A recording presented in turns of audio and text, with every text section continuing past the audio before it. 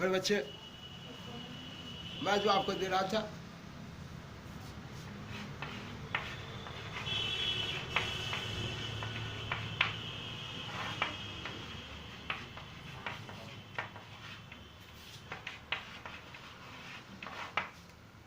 देखिए बाबू ऊपर,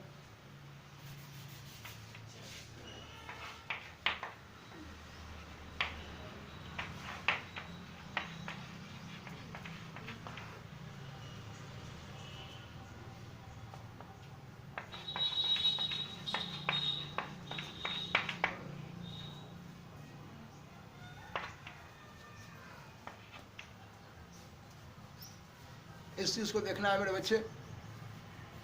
जो ये आप पढ़ रहे हैं या 10th क्लास में, या आप फिजिक्स जो देख रहे हैं पार्ट फर्स्ट में, इनको जानने के लिए, पढ़ने के लिए सबसे पहले आपको मैं ये ले चलता हूँ। ये सब मुझे ज़रूरत है ये पदार्थ की। मैं अगर आपसे पूछूं कि ये पदार्थ क्या है, सबसे पहला सवाल, इस पदार्थ के बारे में क्या जानना चाहेंगे आप? पदार्थ क्या है? तो कहा, लोग कभी किताब में पढ़ने लगते हैं, किताबी भाषा देखने लगते हैं, लेकिन मैं आपसे कहूँगा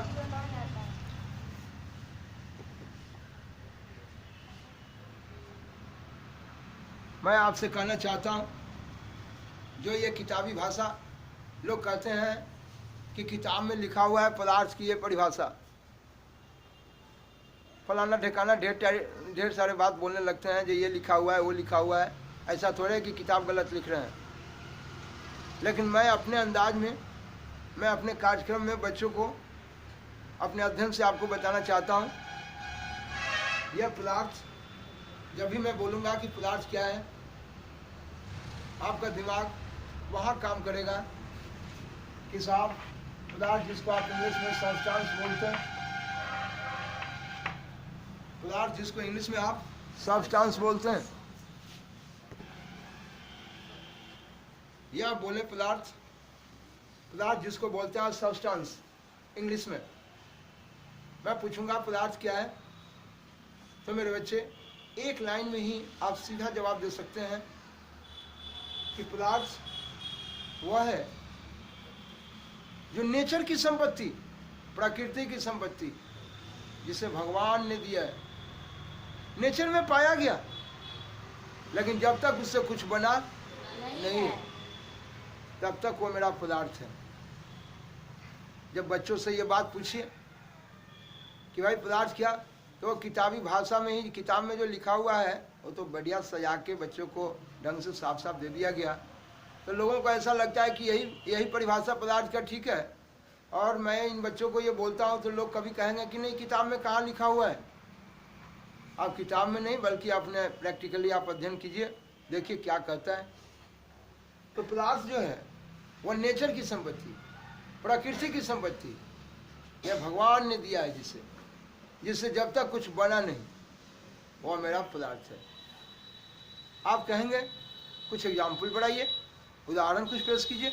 आइए दिखाता हूँ। ये देखना है, जैसे मैं लिखा, ये देखिए, ये आप बच्चे से पढ़ेंगे, 9th से पढ़ते आ रहे हैं इसको। ये फेरिक ऑक्साइड है, आप देखेंगे इसके बारे में 10th क्लास में इसकी जानकारी भी लेना है, आगे भी हायर क्लासेस में पढ़ेंगे। ये फेरिक ऑक्साइड से, इससे आप साफ लोहा को निकालते हैं, ये लोहा निकालते हैं। ये देखिए, यह आपका एल्युमिनियम ऑक्साइड है, पढ़ेंगे इसके बारे में, 9th में काफ़ी पढ़े हैं आप। ये एल्युमिनियम ऑक्साइड से यह आप एल्युमिनियम को प्राप्त करते हैं। इस तरह से मेरे बच्चे, ये नेचर का संपत्ति है, ये प्रकृति का संपत्ति है, भगवान ने दिया इनको। ये प्रकृति का संपत्ति, ये इससे तो कभी कुछ अभी बना नहीं, ये भगवान, ये भी साफ प्रकृति का संपत्ति। इनको ये प्रकृति का संपत्ति है, जब तक इससे कुछ नहीं बना ये मेरा पदार्थ है। लेकिन इन पदार्थ से देखिए, अब ये मैं ये एल्युमिनियम को ले आया, मेरे बच्चे घर बनाएंगे नहीं, है 9 से 7 से 6 से ही लिखना सीखे हैं आप, 6 क्लास से ही लिखते हुए सीखते आ रहे हैं आप। मैं आपको फिर अपने क्लास में आपको बताऊंगा, जो लोग भी अगर दिक्कत में है बताऊंगा, घर बनाएंगे नहीं। तत्काल ध्यान रखें, ये देखिए ये एल्युमिनियम लिखा गया है, एल्युमिनियम। अभी देखिए मैं इसे प्राप्त किया एल्युमिनियम, मैं इससे प्राप्त किया लोहा। मेरे बच्चे, जब तक ये नेचर का संपत्ति है, प्रकृति की संपत्ति है, इससे कुछ नहीं बना है मेरा पदार्थ है। और ये देखिए, इससे हम लोहा को प्राप्त कर लिए। तो लोहा इससे भी तो अभी तो कुछ बनाए नहीं। जब इसे लोहा का कुछ सामान बना देंगे तब ना कहते हैं कि भाई वो वस्तु बन गया। ये किस वस्तु है भाई? कहे ये किस चीज का बना है? तो कहे कि लोहा का बना है। मैं कहता हूँ ये मिट्टी का बना है, आप कहते नहीं ये लकड़ी का बना है, पेड़ में लकड़ी है।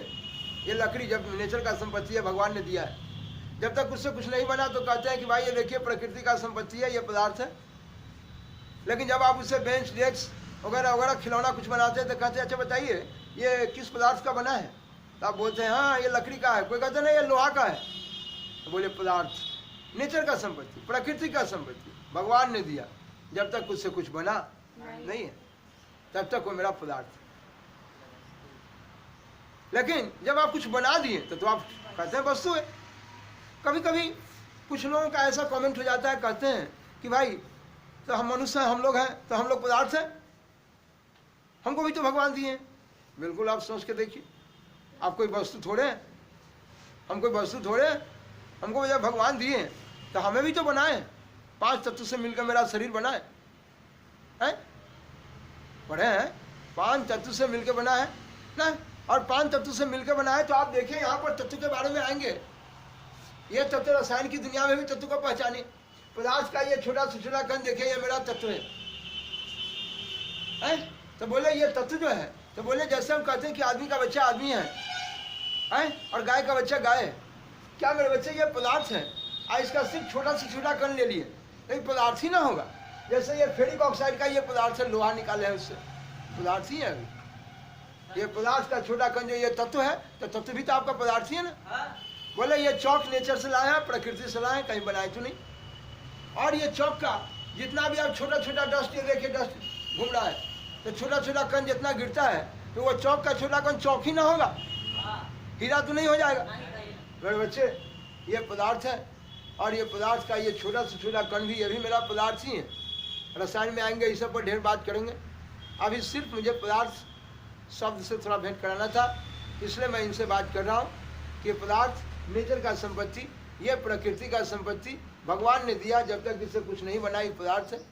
आप अपने शरीर की तरफ देखिए, यहाँ भी है। हम साहब में बनता ही है, सेल का निर्माण ही आप सूर्य से पढ़ते आ रहे हैं, बायो में पढ़ेंगे।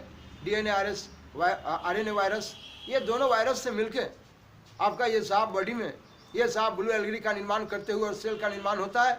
और सभी सेल आपस में जब बनते हैं, सटते हैं, जब आपस में सेल समूह होता है, सेलों का समूहन, तो उत्तक बन जाते हैं। और साहब उत्तक के समूहन के बाद आप देखते हैं ऑर्गन सिस्टम, अंग तंत्र बन जाते हैं। तो मेरे बच्चे ये जो आप देख रहे हैं, आखिर ये भगवान ने साहब ये बनाते चले गए। तो बोले साहब वो अभी तक तो वह पदार्थ ही है। तो मेरे कहने का मतलब, हम पदार्थ की बात करते हैं तो लोग कभी कभी कमेंट कर देते हैं कि क्या हम लोग हैं, हम पदार्थ हैं। अरे आप सोच के देखिए ना कि अभी कैसे बने, आप सोचिए। इसलिए मेरे बच्चे ये अपना सोच और अपना तजुर्बा मैं दे रहा हूँ। आप ऐसा नहीं कहूँगा कि किताबी भाषा में लिखा हुआ पदार्थ की परिभाषा गलत है, ऐसा नहीं है। लेकिन मैं कह रहा हूँ कि मैं अपने तरफ से ये बात बताया, बच्चों को समझने और बोलने लिखने पढ़ने में आसानी। जैसे आप मिट्टी को देखो, वो भी आपकी नेचर की संपत्ति है। पानी देखिए, वो भी नेचर की संपत्ति है, प्रकृति की संपत्ति है।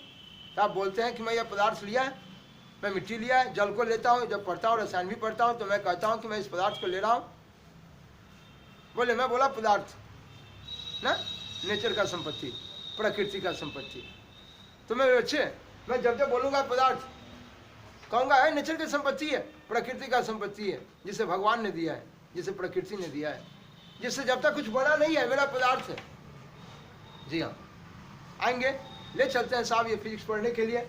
मैं बार बार ये पदार्थ शब्द से आपसे बात करूंगा।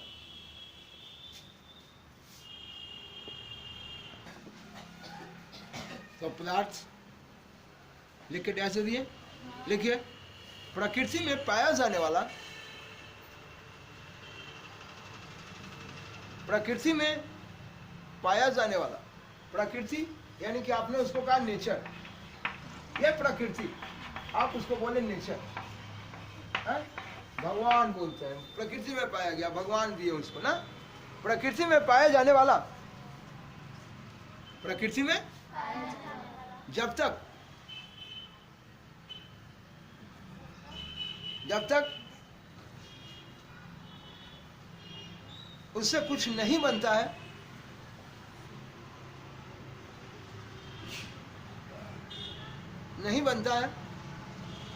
तब तक वह पदार्थ है।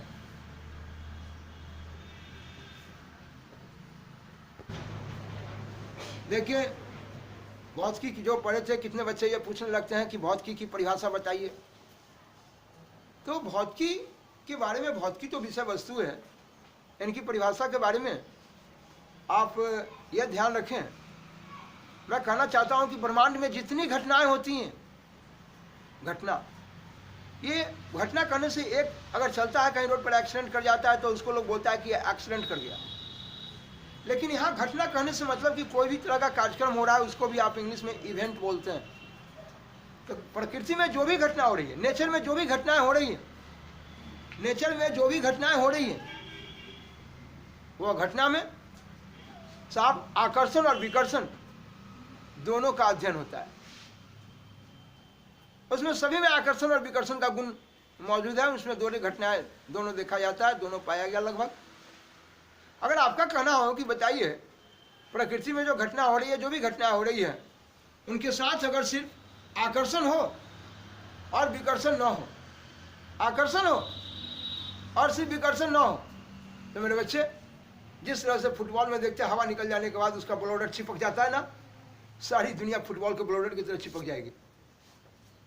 इसलिए मेरे बच्चे, ब्रह्मांड में होने वाली हर घटना जिसमें आकर्षण और विकर्षण, और मेरे बच्चे इसी आकर्षण और विकर्षण का अध्ययन विज्ञान की जिस शाखा से करते हैं वह है मेरा भौतिकी, जिसको आप फिजिक्स बोलते हैं।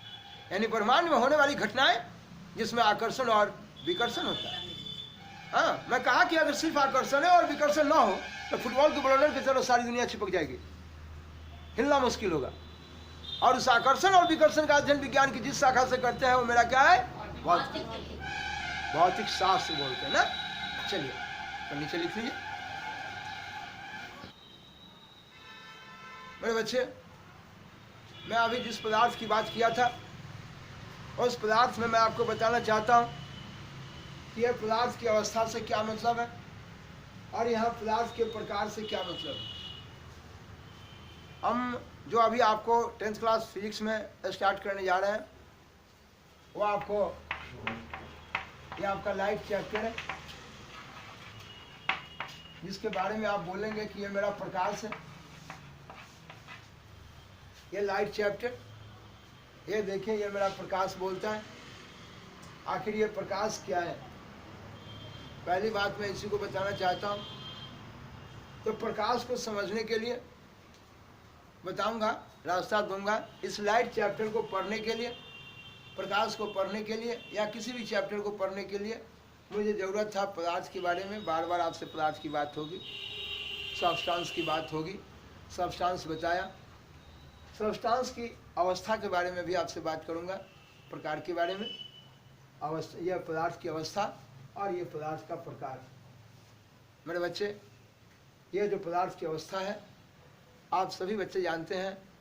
मैं एग्जाम्पल बराबर दिया कि बूढ़ा आदमी थे, कुछ पहले वह बच्चे थे, उसके बाद वो जवान हुए, उसके बाद वो बूढ़े हो गए।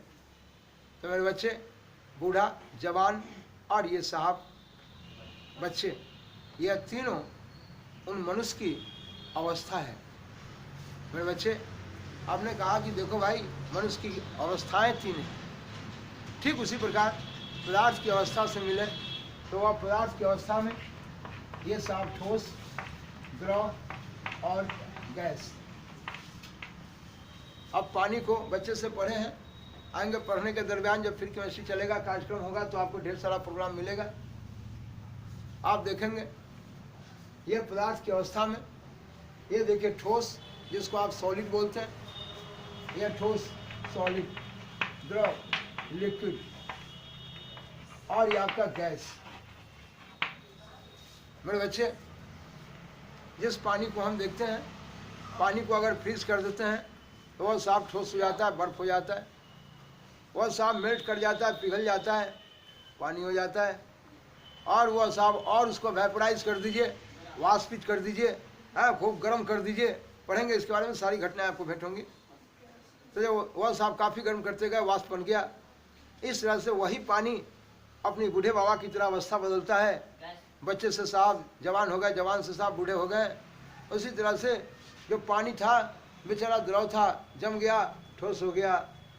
बोले साहब पानी और साहब गर्म कर दिए, खौला दिए तो बेचारा भाप बन गया, गैस बन गया। वो अपने अवस्था को देखें मेरे बच्चे, जिस अवस्था के बारे में ये साहब जैसे उनकी अवस्था थी, ठीक उसी प्रकार ये साहब पदार्थ की व्यवस्था होंगे। अब रहा सवाल इसके बारे में, जैसे लोहा को ले लेते हैं आप, अभी आपको बताए थे कि ये देखिए ये मेरा फेरिक ऑक्साइड, ये नेचर का संपत्ति, प्रकृति का संपत्ति है। और ये प्रकृति का संपत्ति ये नेचर से लाया गया, भगवान ने इसको दिया। और इसको लाए, ये प्रकृति से लाए, हम इससे लोहा की प्राप्ति कर लिए। सब लोग जानते हैं लोहा ठोस होता है, लेकिन आप इसको साफ पढ़ेंगे 10th में भी, चाहे हर क्लास में मिलेंगे। इसको ब्लास्ट फर्नेस में बात्या भट्टी में लेके कैसे हम साफ फेरिक ऑक्साइड को पिघला कर लोहा को प्राप्त करते हैं, और इस तरह से पिघला हुआ लोहा भी हमें प्राप्त होता है। पढ़ेंगे, आएंगे केमिस्ट्री में देखेंगे। यह आपका लोहा जो है, तो लोहा ठोस की अवस्था में भी है, द्रव की अवस्था में भी है। तो मेरा कहना था कि पदार्थ जो है वह ठोस, द्रव और गैस सभी अवस्थाएं में है। लेकिन यहाँ मैं कहना चाहता हूँ कि ये पदार्थ का प्रकार क्या। जैसे बूढ़ा बाबा तो थे ठोस, जैसे जवान थे, बूढ़ा थे, और साहब आपके बच्चे थे, उनकी अवस्था थी। लेकिन बूढ़ा बाबा भी कई प्रकार के होंगे, हैं? ये भी होगा, बिल्कुल हो सकता है कि बूढ़ा बाबा बदमाश होंगे, या बूढ़े बाबा बहुत बिल्कुल अच्छे होंगे। आप कितने उनको तंग कीजिए, बूढ़ा बाबा कहें ठीक है बाबू बेटा कुछ नहीं बात है। लेकिन एक बूढ़े बाबा होंगे कि थोड़ा भी उनको इधर से उधर करोगे, बस सोटा उठा के 4 सोटा दे देंगे। तो कहने का मतलब, जिस तरह से बूढ़ा बाबा की वो अवस्था था, जवानी, बच्चा, बचपना, और उनका साहब वृद्धावस्था, है ना, उस प्रकार से मेरे भाई इनकी ये ठोस, द्रव और गैस जो पदार्थ की अवस्था है। लेकिन जिस तरह से बूढ़े बाबा का प्रकार है कि साहब एक थे जो बहुत सीधे थे, और एक थे जो थोड़ा खटपट थे, और उससे छोटा चला के मार देते थे। उसी प्रकार से यहाँ पदार्थ की अवस्था को देखे थे। और ये पदार्थ का प्रकार अब देखिए, तो पदार्थ का प्रकार में चूँकि हम यहाँ पर प्रकाश चैप्टर को पढ़ाने चले हैं, इसलिए मेनली हम प्रकाश की दुनिया से लेकर उसको बता देना चाहूँगा। बात करूँगा आपसे प्रकाश क्या है, प्रकाश के बारे में ढेर सारे कार्यक्रम को दिखाऊंगा। पहले मैं सिर्फ आपको बता दूं कि ये पदार्थ का जो प्रकार है, ये देखिए, एक देखिए पारदर्शी, दूसरा है अपारदर्शी, और तीसरा है पारभासी। मेरे बच्चे ये इनका प्रकार है। क्योंकि हम प्रकाश चैप्टर को पढ़ने चले हैं, 10th क्लास में पहला चैप्टर आपका प्रकाश से स्टार्ट हो रहा है, जहाँ से आप परावर्तन के बारे में पढ़ेंगे, फिर उसके बाद अपवर्तन वगैरह है, आते रहेगा कार्यक्रम, धीरे धीरे मिलते रहेगा। लेकिन अभी आप देखिए तो ये पदार्थ का ये प्रकार देखिए, एक पारदर्शी है, अपारदर्शी है, और एक पारभासी है। तो ये इनका प्रकार है, बट ये इनका सब अवस्था है। आइए मेरे बच्चे, अब रहा सबसे पहले सवाल कि जिस चैप्टर को हम प्रकाश को पढ़ने चले हैं, पहले जाने तो कि आखिर प्रकाश है क्या। मेरे बच्चे प्रकाश है क्या, पहले इनकी पहचान लें, फिर साहब इन सबों पर फिर मेरी बात होगी, पारदर्शी, अपारदर्शी और पारभासी। ठोस, द्रव, गैस को तो सभी जानते हैं, तो ये इनकी अवस्था है। लेकिन हम उनके प्रकार से आपको मिलाना चाहते हैं, क्योंकि प्रकाश चैप्टर में इसकी आवश्यकता है। तो आइए हम आपको ले चलते हैं जहाँ पर आपको मिला है कि आखिर प्रकाश क्या है। पहले मैं उनसे आपको मिलाऊँ, तब जाके जब प्रकाश का कार्यक्रम हम समझेंगे, तब जाके हम इन पारदर्शी, अपारदर्शी, पारभासी को समझेंगे। आइए मैं ले चलता हूँ आपको प्रकाश की तरफ।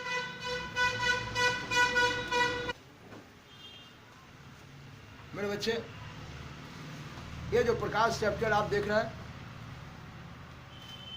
मेरा अपना जो एक तजुर्बा है, जहाँ बच्चे किसी भी हाल में वो समझने के लिए डायरेक्ट लाइन पर खड़ा उतर जाए, इसलिए मेरे बच्चे मैं कुछ अपनी बात को किसी भी हाल में मोटिवेट करके लाना चाहता हूँ बच्चों को। इसमें पहला चीज़ आपको बताना चाहता हूँ कि आप किसी वस्तु को देखते कब हैं। आप किसी, मेरे बच्चे आपको ये देखना है, अभी ये प्रकाश क्या है, इसको समझने के लिए सबसे पहली बात मैं ये बताना चाहता हूं कि किसी वस्तु को आप देखते कैसे हैं, तो आपके मन में ख्याल आएगा ये तो गजब बोलते हैं भाई, किसी वस्तु को देखते कैसे हैं? अरे देखते हैं प्रकाश से। कोई कहेगा नहीं देखते हैं आँख से। अरे भगवान, ठीक है आपके लिए आँख जरूरी है, आँख नहीं रहेगा तो देखेंगे कैसे? लेकिन कहेंगे भाई आप जो प्रकाश से चैप्टर पढ़ाने चले हैं तो प्रकाश बताए नहीं किया, कहते हैं कि देखते कैसे सो बताएंगे तरीके। अरे मेरे भाई आप मान लीजिए थोड़ा देर के लिए हम बताएंगे इसके बारे में, यही प्रकाश को समझाने के लिए, और ये पदार्थ जो आपके पारदर्शी अपारदर्शी और पारभासी को समझाने के लिए मैं ये कोई भी वस्तु को आप देखते कैसे हैं, मैं पहले इसको थोड़ा सा बताना चाहता हूँ। देखने की क्रिया समझने के लिए जब हम आएंगे लेंस चैप्टर को देखेंगे तो वहाँ पर ऑप्टिकल इंस्ट्रूमेंट को पढ़ेंगे, प्रकाशीय यंत्र को पढ़ेंगे जिसमें आँख के बारे में भी पढ़ना है, और वहाँ देखने की क्रिया को आप समझेंगे। लेकिन आप चूंकि बच्चे हैं, पहली बार मैं थोड़ा सा कुछ बताना चाहता हूँ, मुझे पढ़ाने में इसकी ज़रूरत पड़ेगी आपको। ये समझिए कि साहब सब्जी बनाने के लिए मिर्चाई मसाला है, उसी तरह से साहब आपको मैं कुछ देना चाहता हूँ कि आप किस प्रकार से आप किसी वस्तु को देखते हैं। ऐसा ना कहें कि चले प्रकाश पढ़ाने पहले ही ये पढ़ाने लगे, ऐसा नहीं बोलिएगा। आइए पहले मेरी बात को सुनिए। अभी आप आँख के बारे में या आई के बारे में या आई बॉल के बारे में आप साहब जानते हो ना जानते हो कोई बात नहीं है, मैं जितना बोलता हूँ इस पर हम आँख पर फिर बात करेंगे, आपसे कार्यक्रम करेंगे प्रकाशीय यंत्र में, ऑप्टिकल इंस्ट्रूमेंट में। अभी लेट है उसमें पहुँचने में, लेकिन पहले थोड़ा सा कुछ बताना चाहता हूँ, आप इन बिंदु पर बात कीजिए। देखिए ये सब लोग जानते हैं कि आँख लगभग गोलाकार है, सब लोग जानते हैं, पढ़ाएंगे फिर इसके बारे में भेंट होगी। और इतना जरूर जानते हैं, बच्चे से पढ़ते आए हैं, ना कुछ जानते हैं तो हम सभी बच्चे, इतना हमारे बच्चे जरूर जानते हैं कि आँख का सबसे पिछला भाग ये मेरा रेटिना है, और इस आँख में ये देखिए मेरे बच्चे, ये देखिए आँख में उत्तल लेंस है, यानी कन्वेक्स लेंस है, यह कन्वेक्स लेंस, आँख में ये उत्तल लेंस है, यह कन्वेक्स लेंस है। अभी सिर्फ आप ध्यान दीजिए, ये नहीं कहेंगे कि मैं आपको आँख पढ़ा रहा हूँ, मैं बिना प्रकाश को कुछ बताए हुए देखने की क्रिया से, मैं ऐसे नहीं करा, मुझे इसकी ज़रूरत है थोड़ा सा मेरे भाई, प्रकाश चीज़ को समझाने में, पारदर्शी अपारदर्शी या जो भी चीज़ आगे पढ़ाना है, मुझे इसकी ज़रूरत है थोड़ा, इसीलिए मैं इसको बोल रहा हूँ मेरे बच्चे। तो ये देखिए आएंगे हम इस पर फिर इंस्ट्रूमेंट में आएंगे तो बात कराएंगे ऑप्टिकल इंस्ट्रूमेंट में। ये आपका आँख है, गोलाकार है लगभग, आँख का पिछला भाग रेटिना है, ये आँख में देखिए आपका ये उत्तल लेंस है, ठीक है। पढ़ेंगे इसमें किस प्रकार की ये कॉर्निया है, स्क्लेरोटिक है, दुनिया जहान है, आइरिस वगैरह के बारे में ढेर सारी बात होगी आपसे। मान लीजिए ये आपका आँख यहाँ पर है, आँख में ये उत्तल लेंस है, ये देखेंगे ये आपका रेटिना है, पढ़ेंगे रेटिना पर क्या क्या कार्यक्रम है जिसके कारण कि आप किसी वस्तु को देखते हैं वगैरह वगैरह बात होगी। यहाँ पर देखिए ये सामने ये सब वस्तु खड़ी है, मान लीजिए ये आपका ये ऑब्जेक्ट है, ऑब्जेक्ट जिसको आप बोलते हैं वस्तु। आप मैं कहता हूं कि वस्तु को कब देखते हैं, अगर साहब यही बात जो मैं फिगर पर ऐसे बोल के बता रहा हूं, इसी चीज को आप मेरे तरफ समझें कि साहब हम आप सभी को देख रहे हैं और आप सभी हमको देख रहे हैं। अरे भाई क्या कारण है भाई, तो कोई कहता है आंख में हमारा ताकत है, कोई कहता है ना हमारा लाइट है।